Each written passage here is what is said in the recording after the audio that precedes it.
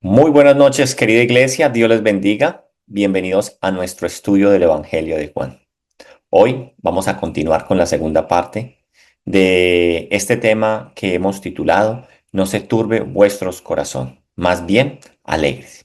Y está basado en los versículos que hemos estado estudiando o exponiendo en Juan 14 del 1 al 14. Hoy vamos a estar desarrollando entonces a partir del versículo 7. Vamos a continuar a partir del versículo 7. Pero antes de comenzar, yo quiero hacer una oración con ustedes. Quiero entregar delante del Señor este tiempo de exposición de su palabra para que sea el Señor entonces tomándonos, guiándonos y el Espíritu de Dios iluminándonos, dándonos el discernimiento para poder comprender todas estas riquezas que tiene su palabra. Mi buen Dios, te doy gracias por cada uno de los que estamos aquí conectados. Te doy gracias por este día. Te doy gracias, mi buen Dios, porque tú nos permites reunirnos a exponer tu palabra, es abrir nuestras Biblias y poder, Señor, extraer esas riquezas que tú tienes en ellas, Señor. Hoy te pedimos, Espíritu de Dios, que seas tú permitiendo, primeramente, a mí poder predicar y exponer fielmente tu palabra. Y que seas tú también permitiendo, Señor, que cada uno de los que están aquí conectados o cada uno de los que escuchen este audio después, Señor, también sean muy edificados y que puedan entonces colocar en práctica todo lo que tú nos quieres hablar. Que tu bendita palabra sea la luz, que tu bendita palabra sea la lámpara que ilumine el camino para poder llegar cada vez más cerca de ti. Ayúdanos a crecer, ayúdanos a madurar y ayúdanos a tener siempre hambre y sed por ti, mi buen Dios. Te alabamos y te bendecimos y nos quedamos en tu presencia en el nombre de Cristo Jesús. Amén. Bueno, querida iglesia, entonces vamos a seguir exponiendo el texto que venimos estudiando con esta segunda parte de No se turbe vuestros corazones. Entonces, quiero hacer un pequeño resumen que comprende los versículos 1 al 7. Recuérdese que yo les dije que era muy importante, la base de lo que estamos nosotros viendo esto en Juan 14, la base de esto tiene que ver con el versículo 1. Es bien importante que nosotros no perdamos nunca de vista este versículo 1, porque este versículo 1 es el que nos lleva el hilo conductor a través de todos estos versículos. Voy a recordar el versículo 1 y dice, no se turbe vuestro corazón. Creéis en Dios, creed también en mí. Entonces, el Señor nos repite, les dice a sus discípulos, no se turbe vuestro corazón. Y eso aplica para ellos y aplica para nosotros en cualquier momento donde estemos angustiados, donde tengamos nuestro corazón turbado, donde tengamos nuestro corazón agitado. Y el Señor nos está diciendo, ¿creéis en Dios? Creed también en mí. Entonces, familia, hemos comenzado en nuestra sesión anterior, Juan 14, el capítulo 14. Y recordemos dónde estamos ubicados geográficamente, en dónde está Jesús, qué está pasando, qué está sucediendo. Seguimos en el aposento alto. Estamos en este aposento alto donde ya ha sucedido la última cena y donde Jesús, ¿cierto?, tiene una reunión solo con los suyos, con los íntimos. Ya no hay vida pública. Jesús no está haciendo milagros. Jesús no le está predicando a las multitudes. Jesús está dedicado a partir de del capítulo 13. Jesús está dedicado única y exclusivamente a los suyos. Así pues, que Jesús habla a sus discípulos en un momento de profunda tribulación. Por eso él arranca en este versículo 1, dice, no se turbe vuestros corazones. Los discípulos tienen su corazón atribulado, tienen su corazón confundido, pues primeramente Jesús está a horas de la cruz. Pero igual debemos recordar que en el capítulo anterior, en Juan 13, ya Jesús les había anunciado en medio de esta cena, en medio de este tiempo maravilloso de coinonía entre los suyos, entre los íntimos, Él les había anunciado unas noticias dolorosas que los tenía apesadumbrados, los tenía perturbados. ¿Y cuáles eran esas noticias, querida iglesia? Pues la primera que les dijo es que de los que estaban ahí cenando, de los que estaban ahí compartiendo, el Señor les está diciendo: uno de ustedes me va a traicionar, uno de ustedes me va a vender, uno de ustedes me va a entregar. Eso les dice el Señor. Y entonces, claro, empiezan sus corazones perturbados a preguntarse: ¿seré yo? ¿Seré yo? ¿Seré yo? ¿Cierto? Entonces recordamos ahí y hablamos y enseñamos cuando profundizamos en Juan 13 de que Pedro le hace una señal a Juan para que le pregunte. Y ahí dice: el que le moje el pan, ¿cierto? En vino ese es. Entonces, también el Señor no solamente anuncia esa traición, el Señor habla acerca de una negación.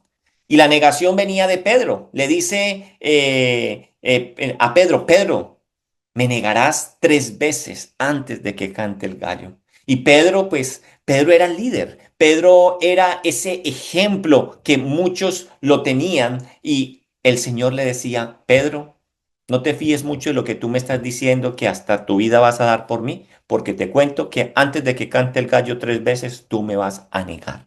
Y por último, les da una estocada final con respecto a lo que les está hablando allí y les dice que él se iba a ir a un lugar y que donde él iba, ellos no podrían ir por ahora.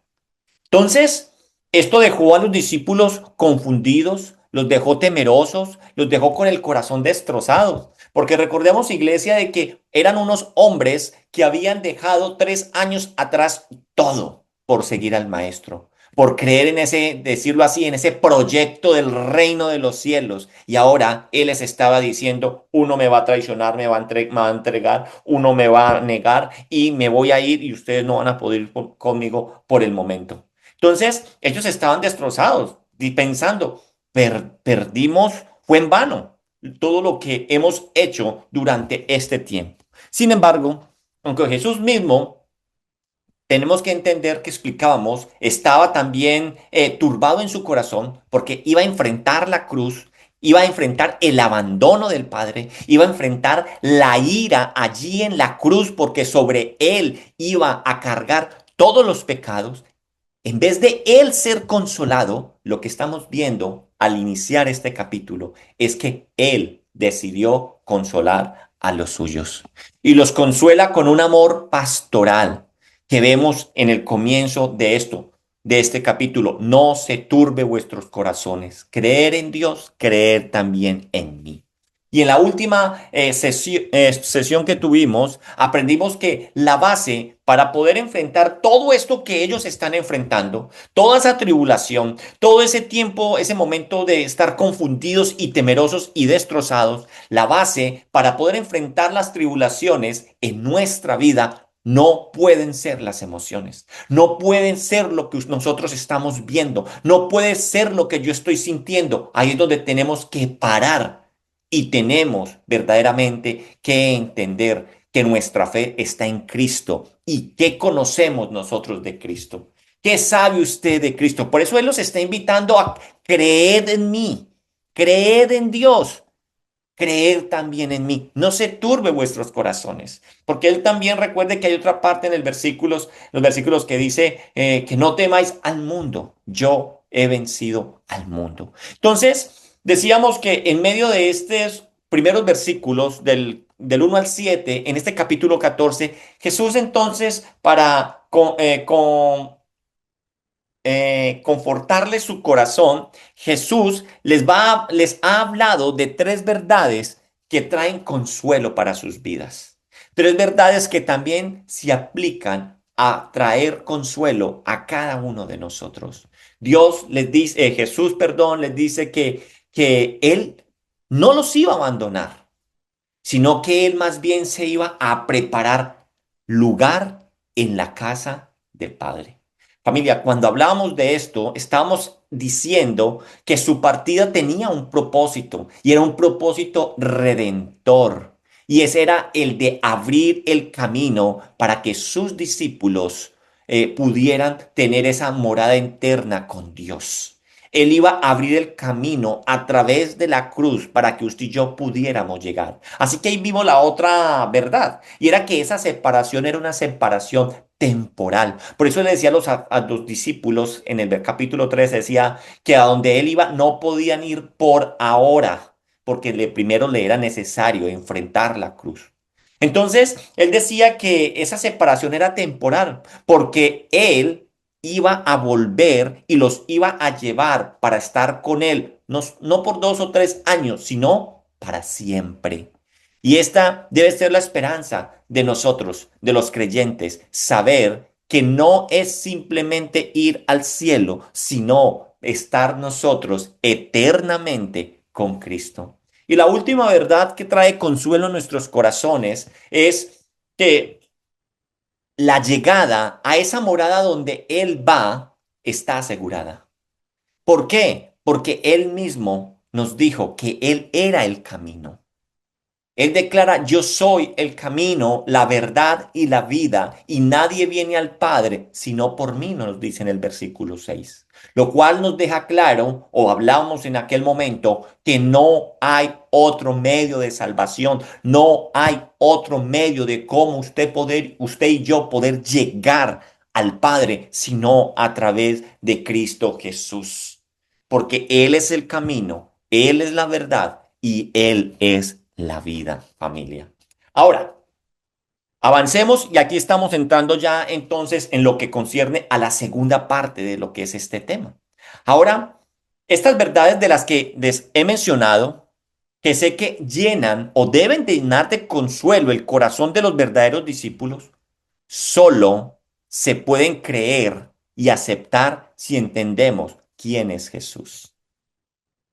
Por eso Jesús da una expresión de directa vinculación con el Padre. Porque, querida iglesia, aquí abro un paréntesis. Las promesas tienen validez conociendo de quién viene, de parte de quién viene la promesa. Si tiene la capacidad de cumplirlas. Sí, por eso es lo necesario, por eso aquí estas verdades nosotros nos vamos a aceptarlas, abrazarlas y va a traer consuelo, tranquilidad a nuestras vidas, solo si usted y yo creemos y aceptamos y conocemos a aquel que las está haciendo.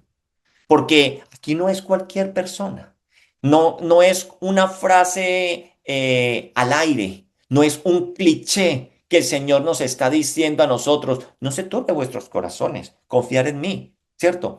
Eso no es un cliché donde le dice, no, tranquilo, todo va a estar bien, tranquilo, órele al Señor. No, el Señor mismo está diciendo, crean en mí, conózcanme, quién soy yo y que lo que yo les estoy diciendo es verdad.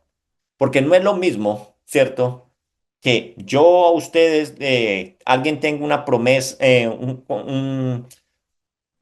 un problema económico y yo les diga, tranquilo, yo le puedo colaborar con esa plata, ¿cierto? Si el monto que usted me está diciendo es inalcanzable para mí, ¿cierto? Yo le puedo decir que usted esté tranquilo, pero si usted sabe que yo no tengo en qué caer muerto, pues no va a haber paz en su corazón.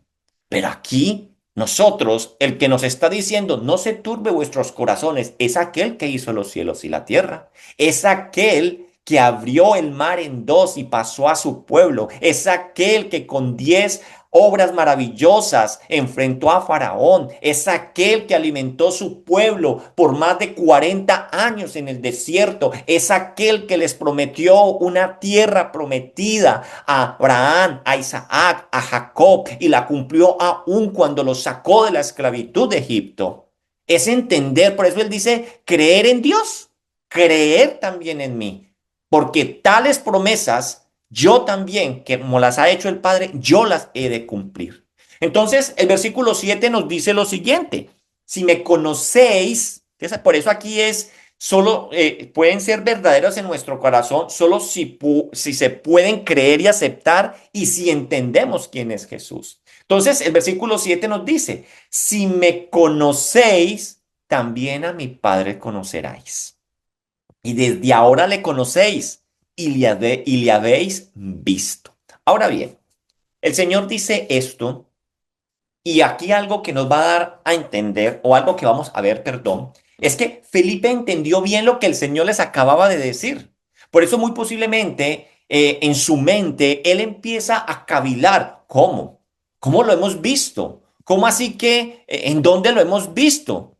Y así entonces, cavilando esas ideas en su cabeza, Felipe se va a arriesgar a decir algo. Y está en el versículo 8. Y el versículo 8 dice, y Felipe le dijo, Señor, muéstranos al Padre y nos basta. Sí, porque el versículo 7 nos dice, si me conocieres también a mi Padre conoceréis. Entonces él dice, Señor, muéstranos al Padre y nos va a bastar. Y la verdad, cuando Felipe dice esto, acá hay dos cosas. Primero, da tristeza escuchar esto de una persona que ha caminado con el Señor 3 años para arriba y para abajo, viendo alimentar a 5,000, viendo sanar ciegos de nacimiento, viendo levantar muertos podridos después de 3 y 4 días, verlo predicar con contundencia, compartir con él en la intimidad. ¿Sí? Entonces, da tristeza ver lo que Felipe está preguntando, lo que Felipe le está diciendo al Señor. Aunque tengámoslo por seguro algo, querida iglesia. Esto que está diciendo Felipe no coge fuera de base al Señor, no lo sorprende. Jesús entiende completamente nuestra incapacidad, la incapacidad de poder entender quién es Él sin la ayuda del Espíritu Santo. Por eso no se vaya a perder nuestro próximo Evangelio de Juan, porque a partir del versículo 15 vamos a ver la promesa del Espíritu Santo. Entonces, Jesús conoce la incapacidad que Felipe está manifestando aquí. Esa incapacidad de que sin el Espíritu Santo pueda entender a plenitud quién es Él. Porque si somos conscientes, esto no era lo que Jesús estaba diciendo aquí, no era la primera vez que Jesús lo estaba diciendo. Era una declaración, era una expresión, esa expresión directa de vinculación entre Él y el Padre, entre Él, de Él con el Padre, no era la primera vez que él lo hacía. Si usted se va a Juan 5:18, váyase a Juan 5:18 como para tener una referencia.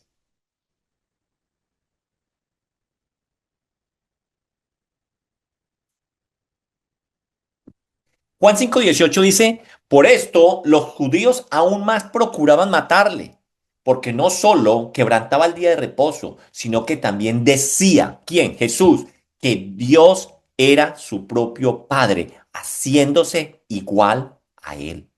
Y aún en Juan 10:33 nos dice a nosotros, ahí la palabra de Dios dice, y le respondieron los judíos diciendo, por buenas obras no te apedreamos, sino por blasfemia, porque tú, siendo hombre, te haces Dios.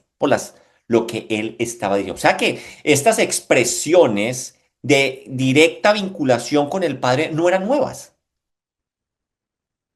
Y si lo habían escuchado los escribas y los fariseos, lo habían escuchado sus discípulos que habían caminado con él para arriba y para abajo. Entonces, entendamos algo, iglesia. ¿Qué está pidiendo Felipe aquí? ¿Qué está Felipe diciéndole a Jesús? Felipe está pidiendo algo que teológicamente se llama teofonía. Y usted dirá, ¿qué es teofonía? Teofonía es la manifestación o es la aparición física de una deidad ante los seres humanos.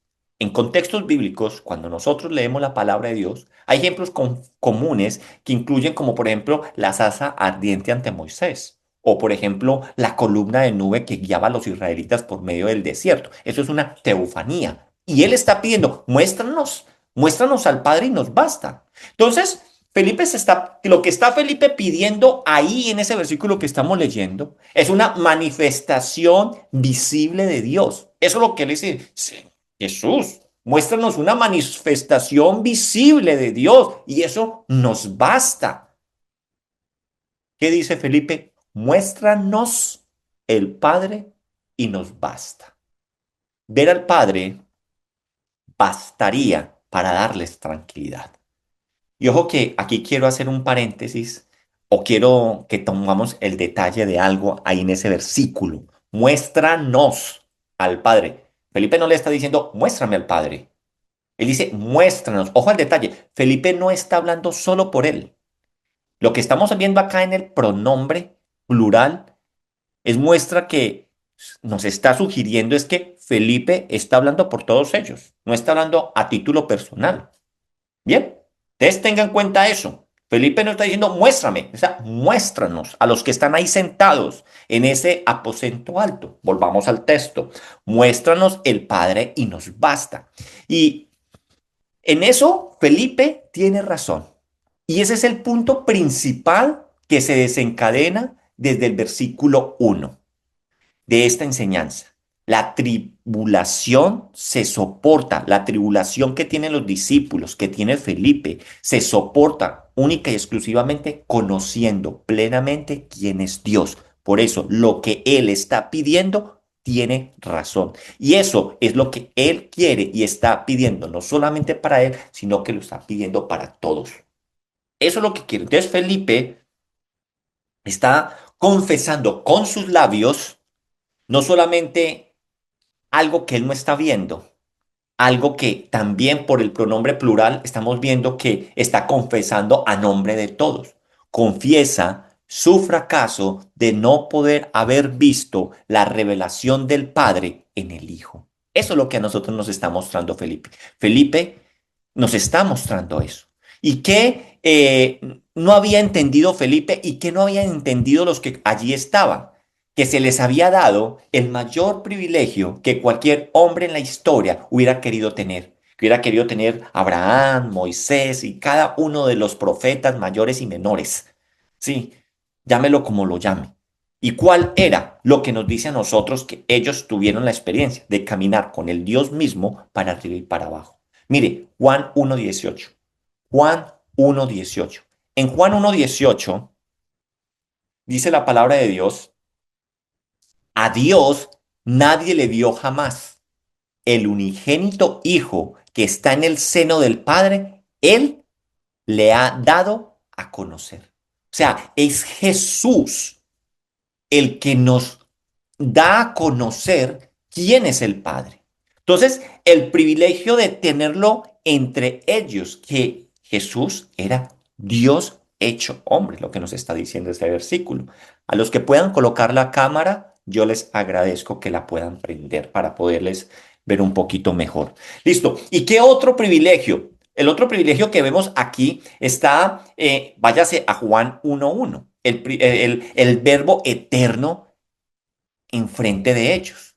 Y Juan 1:1 nos dice, en el principio era el verbo, y el verbo era con Dios, y el verbo era Dios.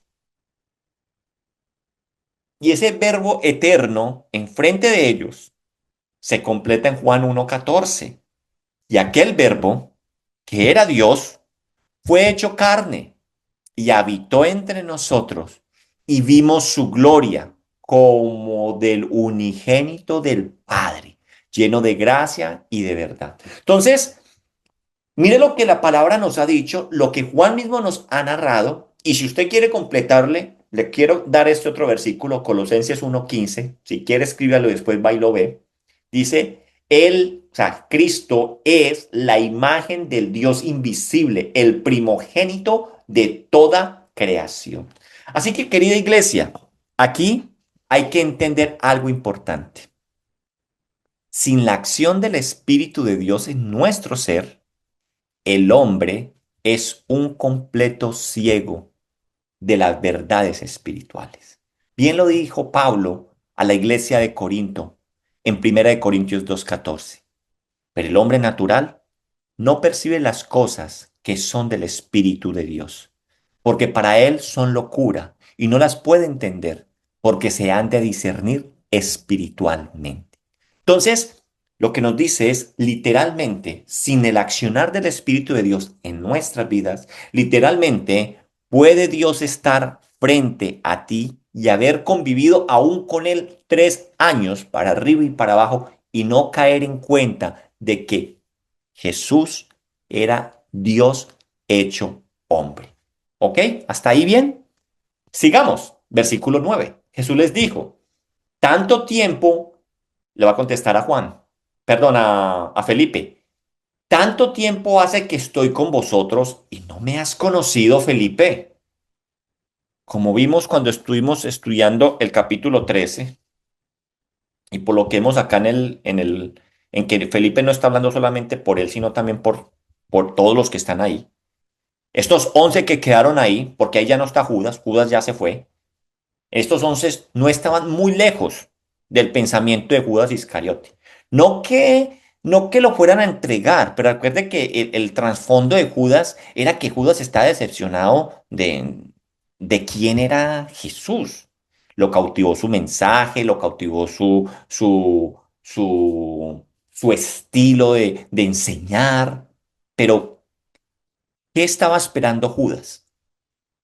Judas estaba esperando a alguien que lo vinieran a liberar del reino, el rey, de ese yugo romano.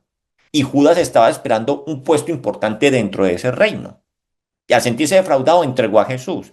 Estos otros 11 como que no han podido entender y también en sí, parte de por qué están turbados es porque no han podido comprender cuál era el plan que Jesús tenía. Y no habían podido entender la necesidad de él ir y entregar su vida en la cruz. Y recuerde que él muchas veces ya les había dicho que le era necesario subir a Jerusalén y morir por ellos y más resucitar al tercer día. Recuerda que cuando les dijo esto en Cesarea de Filipo, Pedro trató de reconvenirle. ¿Y qué le dijo Jesús? Apártate de mí, Satanás. Entonces, mire que ellos estos 11 no están muy lejanos del pensamiento de Judas Iscariote. Veían a Jesús, sí, como el Mesías, sí, como el que trae un mensaje de que el reino de los cielos se ha acercado. Pero, ¿ellos qué querían? Un Mesías reinando en el reino de Israel. Eso es lo que ellos querían ver de inmediato. Ya lo dijimos, ellos no habían conocido quién era Jesús y no habían entendido lo que Él les decía. Y eso que aquí ya estamos en la recta final de su ministerio público, perdón, de su ministerio, porque ya ni ministerio público hay. Estamos a solo horas de que lo apresen y de que lo crucifiquen.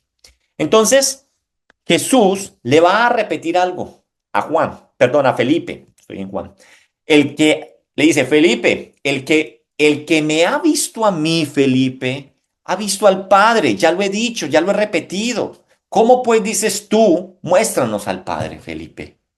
Entonces, la repetición de un testimonio que él ya ha dado. Él está diciéndole a Felipe, el que me había visto a mí ha visto al Padre. El Señor tiene que repetir lo mismo que ya le había repetido a los escribas y a los fariseos. Versículo 10, que dice, ¿no crees que yo soy en el Padre y el Padre en mí, Felipe? Las palabras que yo os hablo, lo he dicho, Felipe, a los escribas y fariseos, no las hablo por mi propia cuenta, sino que el Padre que mora en mí, ¿cierto? Él hace las obras. Entonces, el Señor en todo su ministerio ya ha declarado que lo que Él decía y hacía era lo que el Padre le decía que tenía que hacer. Y eso está en Juan 5:19, está en Juan 8:26 y está nuevamente, lo repite el evangelista Juan en Juan 12:49 cuando resume lo que es Jesús. Dice, porque yo no he hablado por mi propia cuenta, el Padre que me envió, Él me dio mandamientos de lo que he de decir y lo que he de hablar. O sea que todo esto, Jesús vuelve y se lo repite entonces a Felipe. Ahora, en el versículo 11 viene una exhortación.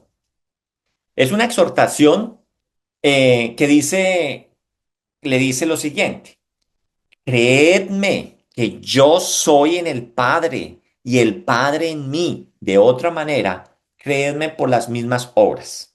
Te está diciendo Jesús. Entonces, una vez más, una exhortación a qué? A creer en Él. ¿Qué dijimos nosotros que decía el versículo 1? Devuélvase al versículo 1.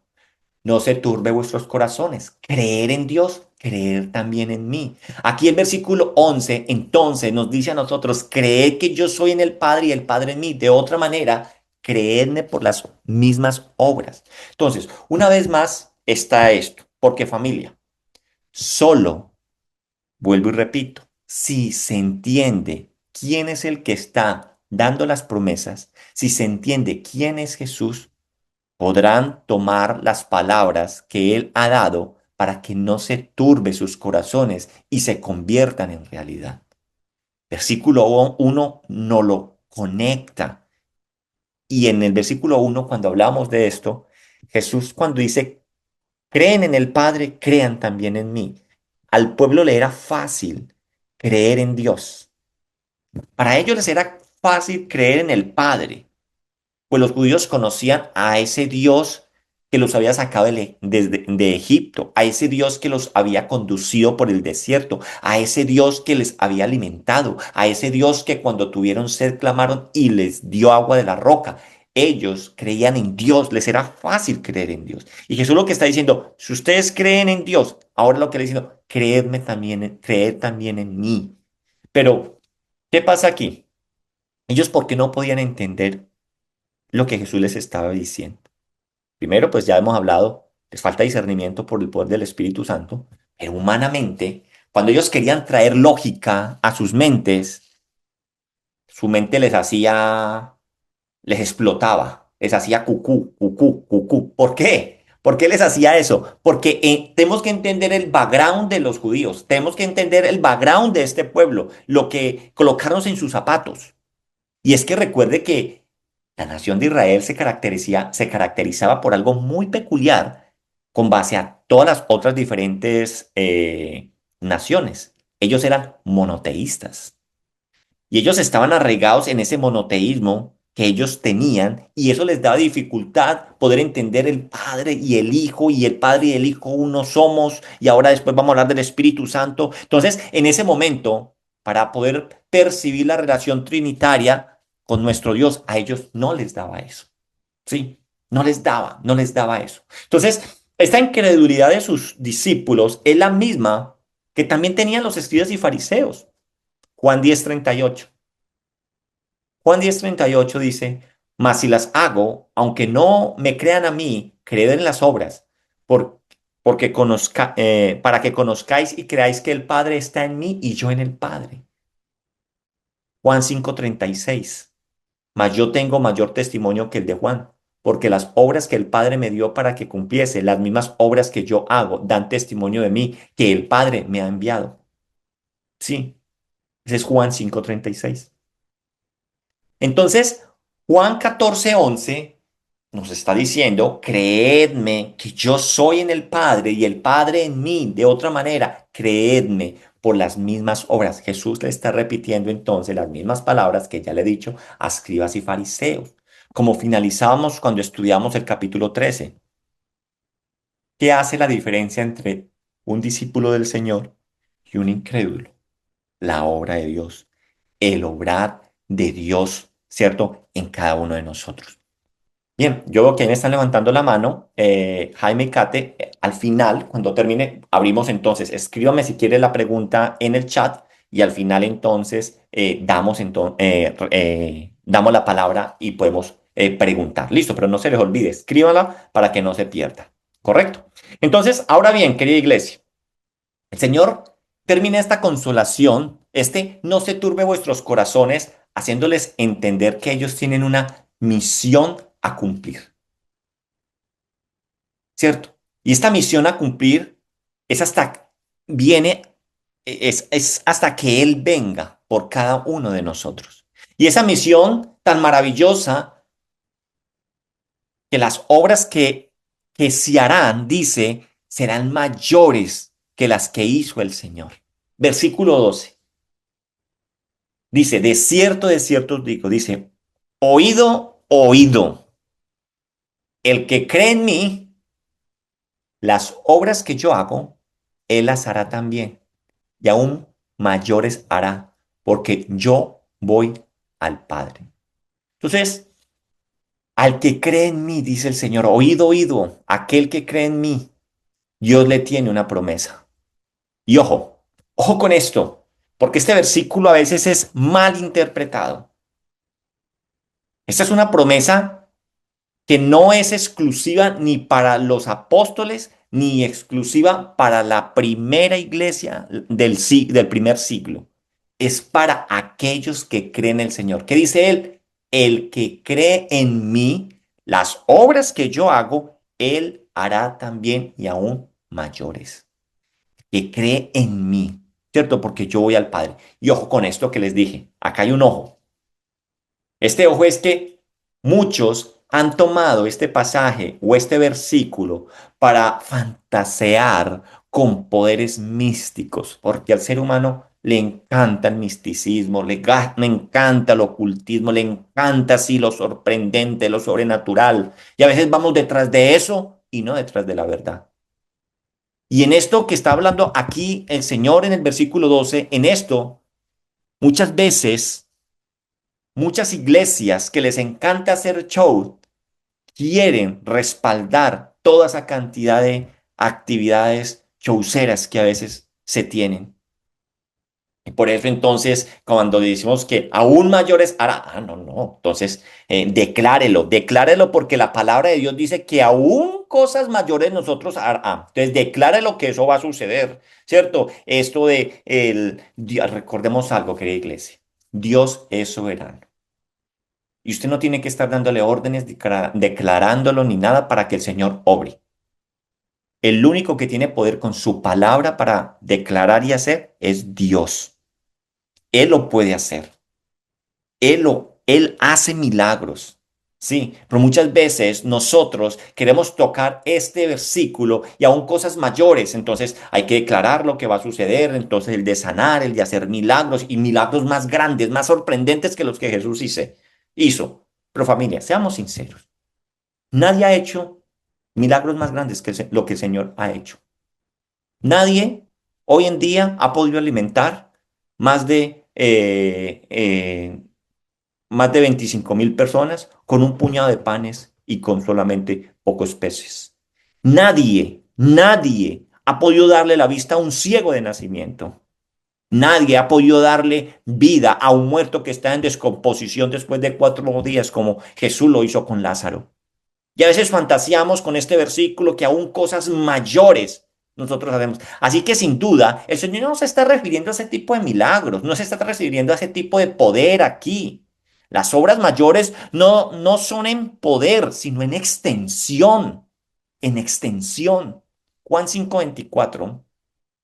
Juan 5:24 nos dice a nosotros, de cierto os digo, ¿hay que dice el Señor? Oído, oído, el que oye mi palabra y cree al que me envió, tiene vida eterna y no vendrá en condenación, mas ha pasado de muerte a vida. Querida iglesia, entendamos algo. No hay mayor milagro que la conversión de una persona. No hay mayor milagro que al escuchar usted la palabra de Dios, usted pase de muerte a vida. Iglesia, cuando murió el Señor, solo había reunidos allí en Pentecostés, solamente habían 120 hombres y mujeres que creían en su palabra. El Señor, 3 años, para arriba y para abajo, predicando, enseñando, haciendo milagros, anunciando el reino de los cielos. Y solamente cosechó 120. Lo otro estaban detrás del milagro, estaban detrás del show, estaban detrás de que les llenaran el estómago. Pero ¿qué nos dice a nosotros la palabra de Dios en Pentecostés? El mismo día de Pentecostés, cuando vino el Espíritu Santo con la predicación de Pedro, más de 3.000 se convirtieron a los caminos del Señor. Ahora, las palabras de Jesús están en la boca de sus discípulos, están en nuestra boca. Y esto se incrementará día a día. Y estas son las mayores obras de las que Él está hablando. Así que en torno al plan de salvación, lo que el Señor promete que será mayor a través, ¿será qué? Su iglesia. Ese es el plan, promete que será mayor a través de su iglesia. Porque no hay mayor milagro de que usted estando muerto en sus pecados, en sus delitos, que solamente tiene asegurado el, el lodo cenagoso, el infierno, por decirlo así, porque eso es la justicia. Dios toma la decisión de darte vida y pasarte de muerte a vida, justificarte a través de la obra redentora de Jesús, solamente por creer en sus palabras. Y la segunda promesa que está vinculada a esta primera, Dios nos provee los recursos para poder cumplir esta misión. Versículo 13. Y todo lo que pidieres al Padre en mi nombre, lo hará para que el Padre sea glorificado en el Hijo. Y ojo nuevamente con este versículo. En el nombre de Jesús no es una fórmula mágica que usted dice, porque es que la palabra de Dios dice. En la palabra de Dios dice que todo lo que pidiéramos en su nombre, ¿cierto? Él lo hará. Dice Juan 14:13. Entonces muchas veces usamos esto como una fórmula mágica como para que se cumpla todo lo que nuestro corazón pecaminoso desea. ¿Usted no se ha dado cuenta que muchas cosas de las cuales usted pide y le dice en el nombre de Jesús yo te lo pido y a veces en el nombre de Jesús yo te ordeno? ¿Cómo le parece? Muchas veces viene de un corazón que está contaminado y después usted al tiempo se da cuenta, ay no, yo sí le pedí unas cosas al Señor que qué vergüenza. Sí. Vea, Santiago 4:3 nos aclara esto. Santiago 4:3, ¿qué dice? Santiago 4:3 dice, pedís y no recibís, porque pedís mal, porque pedís para gastar en vuestros propios deleites. ¿Sí ve? Santiago lo dice, Santiago 4:3. Entonces, pedís y no recibís. O sea, mire, y usted ora y dice en el nombre de Jesús y no está recibiendo. Entonces, ¿qué incoherencia hay aquí? Porque pedimos mal, porque cuando muchas veces pedimos no para la gloria de Dios, sino para nuestros propios deleites. Querida iglesia, orar en el nombre de Jesús es presentarnos como sus representantes en torno a su voluntad. Y no se nos puede olvidar que cuál es su voluntad. La voluntad de Jesús siempre lo dejó claro, es glorificar al Padre. Así que usted se tiene que preguntar, ¿las oraciones que usted está haciendo son para glorificar al Padre? Sin duda, entonces, aquel que ora teniendo la gloria de Dios como objetivo, ahí sí, entonces va a recibir respuesta a sus peticiones. Y sin duda, lo que es la expansión del Evangelio, eso es el deseo del Padre. Y esa oración el Señor la va a contestar. Entonces, el versículo 14 se une entonces al primero y cierra este vínculo, este énfasis de mostrar quién es Jesús. Y el versículo 14 dice, si algo pidieres en mi nombre, yo lo haré. Si tú crees en mí, no se turbe vuestro corazón, porque si algo pidieres en mi nombre, yo lo haré. Entonces, solamente finalizo con lo siguiente. En estos 14 versículos, ¿qué podemos ver? Jesús, a horas de la cruz, angustiado por todo lo que tenía que suceder, vemos el amor de Cristo por los suyos. Y es un amor maravilloso. La cruz es difícil. La cruz tenía el corazón de nuestro Señor Jesucristo turbado. Porque Juan 12:27 nos dice a nosotros, Juan 12:27 nos dice, ahora está turbada mi alma. ¿Por qué? Porque viene la cruz. ¿Y qué diré? Padre, sálvame de esta hora. No, mas para esto he llegado a esta hora. Entonces, ahí nos muestra el Señor. Se convierte en la base para que sus discípulos fueran los que lo animaran, pero no. Él ha tomado la decisión de amarnos hasta el final, porque nos dice, no se turbe vuestros corazones con lo que digo. Creer en Dios, creer también en mí. Y ahora, si hay una persona en el mundo que no tiene por qué estar atribulado o angustiado, tiene que ser el cristiano. Pero a veces eso no es la realidad. A veces nuestro corazón se atribula, porque a veces no descansamos en sus promesas. Entonces, nuestro corazón no debería estar atribulado, porque ni la muerte ya es enemigo. Mire solamente lo que dice Pablo en Filipenses 4, del 6 al 7. ¿Qué dice Pablo? Por nada estéis afanosos, si no sean conocidas vuestras peticiones delante de Dios en oración y ruego con acción de gracia. y la paz de Dios, que sobrepasa todo entendimiento, guardará vuestros corazones y, y vuestros pensamientos en Cristo Jesús. Querida iglesia, eso es lo que el Señor entonces nos habla y nos enseña en este día. Yo los invito que terminemos con una oración y luego entonces, si quieren aportar, preguntar o decir, más que bienvenido. Señor Dios, gracias te damos por tanto amor, por tanto derroche de amor de ti para con todos nosotros, Señor. Porque cuando más de pronto, humanamente viéndolo, necesitabas tú recibir consuelo de tus discípulos, tú tomaste la decisión de aún ahí, Señor, confortarles en lo atribulado que estaba su corazón. Ayúdanos, Señor, cada día a conocerte más. Espíritu de Dios, ayúdanos a conocer cada día más a nuestro Señor Jesús. Espíritu de Dios, permítenos poder entender tus verdades. Ya no necesitamos una nueva revelación, necesitamos entender lo que la palabra de Dios dice. Los apóstoles no necesitaban una nueva revelación, necesitaban la ayuda del Espíritu Santo para poder comprender lo que Jesús ya les había dicho. Señor, muchas veces queremos nosotros una nueva revelación. Queremos que tú nos aparezcas, queremos ver una señal, queremos ver algo que salga escrito en una pared, en un vaso, en cualquier cosa, y nos volvemos místicos y religiosos. Pero Señor, hoy entendemos que lo único que necesitamos es una doble porción de tu espíritu. Necesitamos de tu espíritu para poder comprender las cosas que tú has dejado para todos aquellos que somos tus hijos, Señor. Te alabamos, te bendecimos, Señor, y te pedimos que te quedes con nosotros en este tiempo, en este resto de noche, en el nombre poderoso de Cristo Jesús. Amén y amén.